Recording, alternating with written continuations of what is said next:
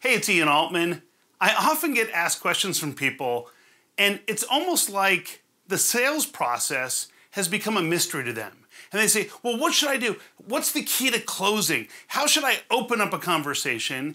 And what I want to do is I want to demystify the whole idea of sales.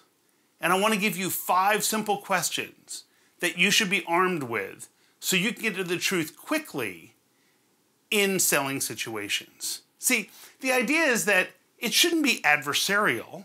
In fact, in our book, Same Side Selling, it's a book that I co-wrote with Jack Quarles, who spent 2 decades in purchasing and procurement. And the whole book is dedicated to how do we reverse these adversarial traps that pit buyer against seller, and instead make it so that the buyer and seller are on the same side, working together, kind of putting a puzzle together. And these 5 questions will give you the key to getting honest dialogues with your potential clients and hopefully reaching a consensus together about how you might be able to help that organization.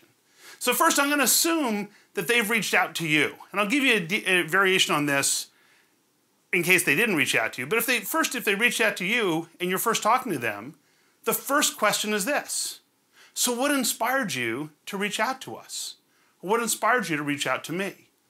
And what that does, that gives you insight into what they like about you that they've already discovered. They might even start telling you about an issue they have going on in their world or their business where they might need some help. So that's what we refer to as the issue, or uncovering or opening up the issue. And that simple question, what inspired you to contact us? What inspired you to reach out? Is one way to figure out what might be going on. Then once they've described that issue, the next question is, this is the second question, what happens if you don't solve that? And this takes us into something we refer to as impact. So the idea of impact is to quantify what happens if they don't solve this. See, some organizations and some individuals will have a problem that candidly just isn't worth solving for them. So they're not going to spend the money, and better you should find that out up front rather than later on. So you might say to them, oh, so you're having this problem with your technology systems. Well, what happens if you don't solve that? And they're either going to say, oh, bad things are going to happen, it's going to cost us money, or they're going to say, well, nothing really, it's been going on forever. Great, the next question would be, so how important is it to solve this compared to other things on your plate? Because you have to recognize that although they may have just described something that you can really solve and represents a good sale opportunity for you, it may not be as important to them, and we want to find that out. So those 3 so far are what inspired you to contact us, what happens if you don't solve that, which is impact, and then compared to other things on your plate, how important is it to solve this? The 4th question is, so let's say we're able to solve that. What could we measure together to know whether or not we're successful? And that's something we refer to as the results. So the idea is we need to have common language between us and your potential client about what success or the results look like. And finally, the 5th question is, so who else is impacted or who else is affected by this?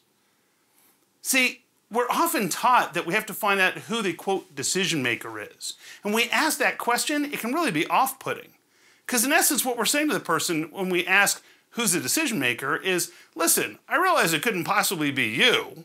So who has the company entrusted to make this decision? It creates an instant adversarial trap.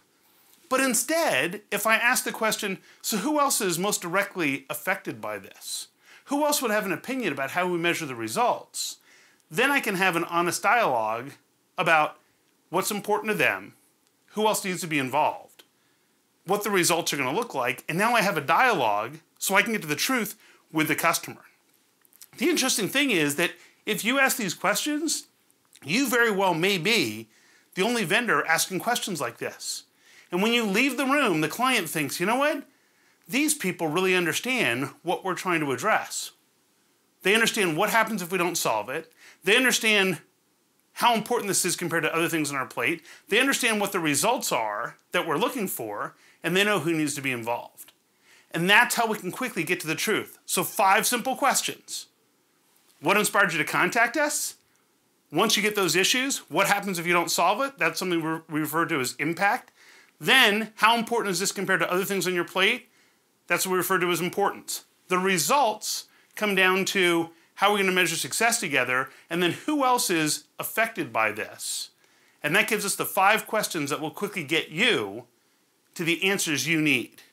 We boil this all down to something we call the same side quadrants, but simply all you need to do is draw a vertical line down a page, horizontal line across the page, and in those 4 quadrants, capture issue, impact importance, results, and others impacted.